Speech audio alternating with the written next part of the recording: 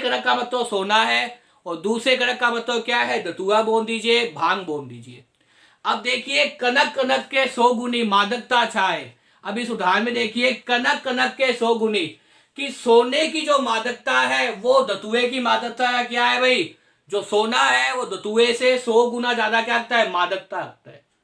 क्योंकि अगर आपने भांग खाई है, अगर आपने धतूरा खाया है तो कुछ समय बाद उसका नशा उतर जाएगा। एक लंबी अवधि होती है, जितने भी घंटे, 6-7 घंटे, 8 घंटे, 9 घंटे, जो भी अवधि होती है, उस अवधि के बाद में आपके शरीर के मारने धतूरे का नशा क्या है, उस भांग का नशा क्या उतर जाएगा। लेकिन अगर आपको अभिमान है सोने का, अगर आपको अभिमान है अपने धन का, तो वो जो धन है वो उसका अभिमान, सोने का अभिमान कभी भी नहीं उतरता विद्यार्थियों। तो इसलिए कह रहे हैं कनक कनक से 100 गुनी मादकता दिखाई, बा खाए वैराग्य जग वाह पाए हुए। अगर मानो आपने क्या खाया है भाई, धतूरा खाया है, तो धतूरा खाने के बाद क्या है, कुछ समय बाद क्या है भाई, आपका वो नशा है वो तो सकता है, क्योंकि वो इतना बाधक नहीं है, इतना घातक नहीं है। जितना घातक क्या है, अभिमान होना। जितना घातक क्या है, पैसे का अभिमान होना। जितना घातक क्या है, सोने का अभिमान होना। इसलिए यहाँ पे क्या किया है भाई, देखिए विद्यार्थियों, कनक कनक यहाँ पे कौन सा अंक का हो जाएगा, यहाँ आपके सामने यमक अंक का हो जाएगा, क्योंकि दोनों ही बार एक शब्द की पुनरावृत्ति हुई है। वो शब्द कौन से आपके सामने, वो है आपके सामने कनक कनक। लेकिन दोनों ही बात देखिए, इसका कनक शब्द का अर्थ क्या है, परिवर्तित हो रहा है। पहले कनक का मतलब क्या है, सोने से है। दूसरे कनक का मतलब क्या है, धतूरे से है।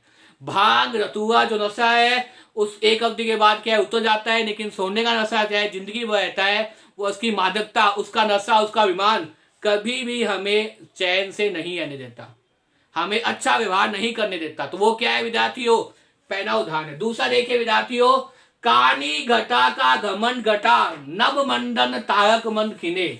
कानी घटा का घमंड घटा नभ मंडन तारक वंद खिने। क्या है, कानी घटा का घमंड घटा नभ मंडन तारक वंद खिने। देखिए कानी घटा, यहाँ पे देखिए विद्यार्थियों, दो शब्द आए हैं आपके सामने, एक तो घटा और दूसरा भी क्या है, घटा। यहां घटा का मतलब क्या है विद्यार्थियों, बादन से है। यहां घटा का मतलब क्या है, बादन से है। और यहां घटा का मतलब क्या है विद्यार्थियों, अभिमान से है। यहां घटा का मतलब क्या है, अभिमान से है। कहानी घटा का, आसमान में क्या हुए, काने बादल छा गए। उन आसमान के काने बादलों का क्या है, तुरंत हवा चल गई। हवा चलने के कारण क्या है, वो बादल बस नहीं जगे, तो उसका अभिमान, उसका मान सम्मान क्या है विद्यार्थियों, घट गया। देखिए कहानी घटा का घमंड घटा नभ मंदन तारक मन खिने। आकाश में क्या है भाई, तारे खिन गए। कहानी घटा, पहले देखिए घटा का मतलब क्या है, बादल से है। जब आसमान में काले रंग के बादल दिखाई दे रहे थे, उस समय क्या है, कहानी घटा का घमंड घटा। उस कहानी घटा क्या है, घमंड, अभिमान क्या है, चकनाचूर हो गया। कैसे चकनाचूर हो गया कि वो क्या है, हवा चल गई। जब हवा चल गई तेज, तो बादल क्या है भाई, उड़ के एक स्थान से दूसरे स्थान पर आ गए। बादल क्या है, उड़ के एक स्थान दूसरे स्थान पर आ गए। इसलिए कहानी घटा का घमंड घटा नभ मंदन तारक मन छाए। उस समय क्या है भाई, आसमान में क्या हो गए भाई, जब बादल हट गए तो तारे छा गए। इसलिए पहली घटा का मतलब यहाँ पे क्या है, पहली घटा का मतलब यहाँ पे बादल से, और दूसरी घटा का मतलब क्या है, अभिमान से। पहली घटा का मतलब क्या है, बादल, और दूसरी घटा का मतलब क्या है विद्यार्थियों, अभिमान, गौ, जिसे आप कह सकते हैं। तो यहाँ पे अलंकार कौन सा हो जाएगा, यहाँ आपके सामने यमक अलंकार हो जाएगा। कहानी घटा का घमंड घटा नभ मंडन तारक मुद छाए। पहली घटा का मतलब क्या है, बादल है। दूसरी घटा का मतलब क्या, अभिमान है। तो बादल जब आसमान में छाए हुए थे, काले रंग के बादल, उस समय लग रहा था कि बरसात हो जाएगा। लेकिन उन काले बादलों का घमंड कितने गड़बड़ कर दिया, हवा। तभी तेज हवा चलने लग गई और बादल क्या है, उड़ गए। और नभ, नभ का मतलब आकाश में, मंडल तारक वन खिने। आकाश में क्या खिन गए भाई, वापिस तारे खिन गए। इस प्रकार देखिए विद्यार्थियों, घटा घटा दो बार आया है, लेकिन दोनों बार क्या है, उनका अर्थ परिवर्तित हो गया है, अर्थ बदल गया है। इसलिए यहाँ अंका कौन सा हो जाएगा आपके सामने, यमक अंका हो जाएगा। आगे देखिए विद्यार्थियों, तीसरा उदाहरण, सारंग ने सारंग उद्यो सारंग पुंग्यो आए। जे सारंग सारंग कहे मुख को सारंग जाए। सारंग ने सारंग उद्यो सारंग पुंग्यो आए।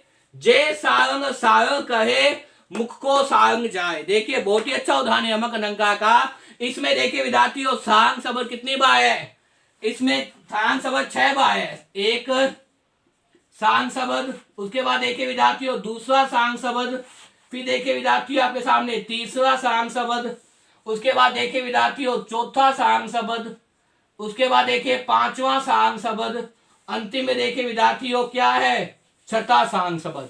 और इन 6 के 6 सांग शब्दों का अर्थ क्या है, अनग है विद्यार्थियों। तो ये यमक अनंका का सबसे बढ़िया उदाहरण है कि सारंग ने सारंग उड्यो, सारंग पुण्यो आए, जे सारंग सारंग कहे, मुख को सारंग होए। देखिए इस प्रकार से सांग के अर्थ देखिए, जो पहला सांग है उसका अर्थ क्या है भाई, मोर। जो पहला सांग है उसका अर्थ क्या है, मोर। जो दूसरा सांग शब्द आया उसका अर्थ क्या है विद्यार्थियों, सांप। जो तीसरा शब्द आया है उसका क्या है विद्यार्थियों, बादन। जो तीसरा सांग है उसका अर्थ क्या है विद्यार्थियों, बादन। उसी प्रकार जो चौथा सांग आया है उसका मतलब क्या है विद्यार्थियों, मोर। जो पांचवी बार सांग आया उसका मतलब क्या है विद्यार्थियों, सर्प। छठी बार जो सांग आया उसका मतलब क्या है विद्यार्थियों, उसका मतलब आपके सामने देखिए विद्यार्थियों कितने अर्थ चेंज होते हैं। जो अंतिम है उसका मतलब क्या है, सांप। मतलब इस प्रकार से देखिए विद्यार्थियों अर्थ में कितना परिवर्तित होता है।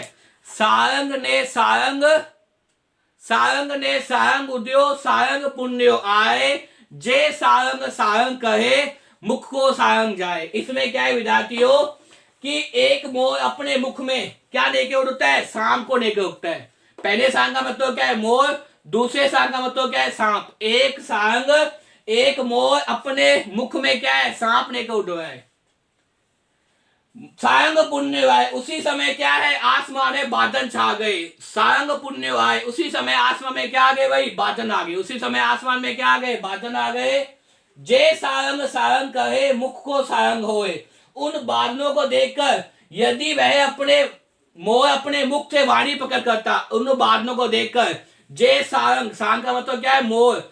बांग का मतलब क्या है, बोली कह दीजिए या वाणी कह दीजिए, या तो बोनी कह दीजिए या क्या कह दीजिए, वाणी कह दीजिए। अगर उन बातों को देखकर होता क्या है विद्यार्थियों, जब आसमान में काने बादल होते हैं तो मोर क्या करते हैं, नृत्य करते हैं। मोर प्रसन्न हो जाते हैं, मोर बोलते हैं, नाचते हैं। तो उन काने बादलों को देखकर अगर मोर क्या करता, अपनी मुख खोलता, अपना मुख बोल देता, अपने मुख से वाणी पकड़ करता, खुश होकर गान बोलने का प्रयास करता, तो क्या होता, मुख को सारंग जाए। तो इस प्रकार से उसके मुख से क्या है भाई, सांप। अंतिम सांप का मतलब क्या है, सांप। सांप क्या है भाई, वो छूट जाता, मर जाता। यहां देखिए सांग, पहले सांग का मतलब क्या है, मोर। दूसरे सांग का मतलब क्या है, सांप। सारंग ने सारंग उड़ो, मोर जाए सांप को लेके उड़ो है। सारंग पुण्यो आई, उसी समय आसमान में क्या आ गए, बादल आ गए काले रंग के। दूसरे सांग का मतलब क्या है, बादल। जे सारंग सारंग कहे, जो सांग का मतलब मोर बादलों को देखने के बाद क्या होता है, प्रसन्न होता है, नाचता है, बोलता है। तो यहाँ पे देखिए सांग का मतलब क्या है, मोर। सांग कहे मतलब वाणी कहे, अपने मुख को खोल दे तो मुख को सांग जाए। तो मुंह में जो सांप दबा का है वो सांप क्या हो जाएगा, गिर जाएगा। तो इस प्रकार देखिए विद्यार्थियों यहाँ सांग शब्द कितनी बार है, 6 बार है। कितनी बार है विद्यार्थियों, सांग शब्द 6 बार है। और 6 के 6 बार क्या उनका अर्थ परिवर्तित है। इसलिए यहाँ कौन सा अलंकार हो जाएगा, यमक अलंकार हो जाएगा। कौन सा अलंकार हो जाएगा विद्यार्थियों, यमक अलंकार हो जाएगा। मुझे उम्मीद है विद्यार्थियों इस वीडियो को देखने के बाद में आपको यमक अलंकार समझ में आ गया होगा। पेपर के अंदर इसी प्रकार की पंक्ति आएगी, आपको पहचानना है कि वहां कौन सा अलंकार है। अगर वर्ण की आवृत्ति होगी तो अनुप्रास अलंकार, अगर शब्द की आवृत्ति होगी तो यमक अलंकार। मुझे उम्मीद है विद्यार्थियों इस वीडियो को देखने के बाद में आपको यमक अलंकार समझ में आ गया होगा। बार बार इस वीडियो को देखिए और याद करने का प्रयास कीजिए। और मेरे द्वारा बनाई वीडियो आपको पसंद आए तो इसे ज्यादा शेयर कीजिए, लाइक कीजिए, कमेंट कीजिए। विद्यार्थियों चैनल को सब्सक्राइब कर लीजिए। धन्यवाद।